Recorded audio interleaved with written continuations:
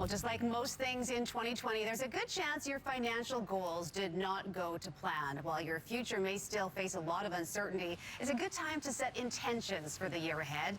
Joining us this morning with some financial resolutions for 2021 is Peter Cishecki, president of Everything Financial Group. Good morning, Peter, and Happy New Year to you.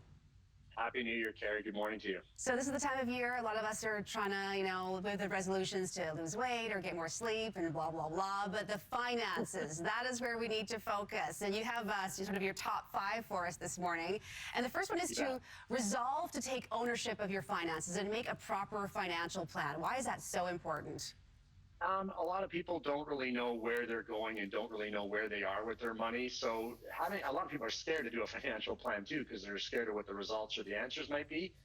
Doing a financial plan, though, will give you clarity and give you direction, give you purpose to what you're doing, and you'll be surprised that it will actually take away a lot of the stress. Just knowing where you are relieves the stress versus the uncertainty of not having a clue.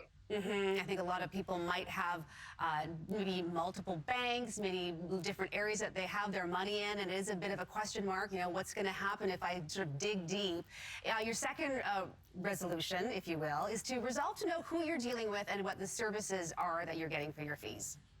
Yeah, you should know what you're getting for your money, and you should know full disclosure of fees. As we've said many times, you get your car fixed, you want an estimate. So why is it with our finances, our most important asset, really our money, that we don't have a clue of what we're paying in fees? So make it a New Year's resolution.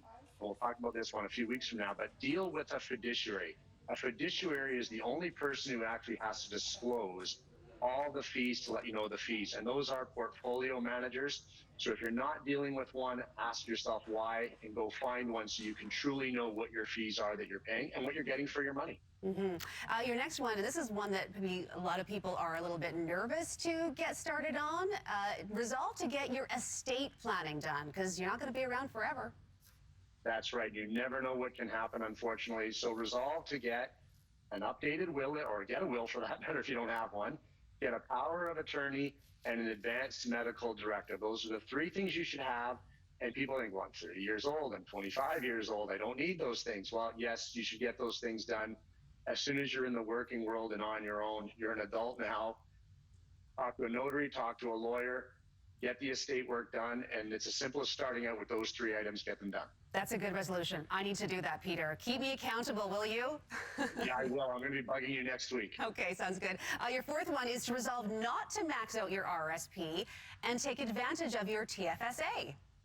Exactly. We'll be talking about this, of course, as the RSP, that deadline that we get approaches, where everyone thinks that's when you have to buy them. Maxing out your RSPs is not the key to a successful retirement or a financial plan, as in fact, it may cost you money. Meaning you could go from a 40% tax bracket to a 32% tax bracket. So you pay 8% less in taxes, which means you get an 8% lower refund. It's better to go looking at getting that TFSA, which we said before should be a tax-free investment account, not really a short-term savings account. And at the end of the year or during when you're figuring out your taxes, you could go, hey, I'll move some of that TFSA money to my RSP. It's a lot easier to move it that way than going, oh man, I need extra money, I better take it out of my RSP, because then you're going backwards. So use the TFSA and then use the TFSA to feed the RSP at the right amount. That is a great tip. Peter Cishecki with Everything Financial. Thank you so much for your top financial resolutions for the new year, and we'll talk to you again next week. You bet. I'll be checking on your will next week, and Louise will make sure she's got her will done too. Okay, sounds good. And don't forget Jason and Mark. I think they're probably ahead of the game.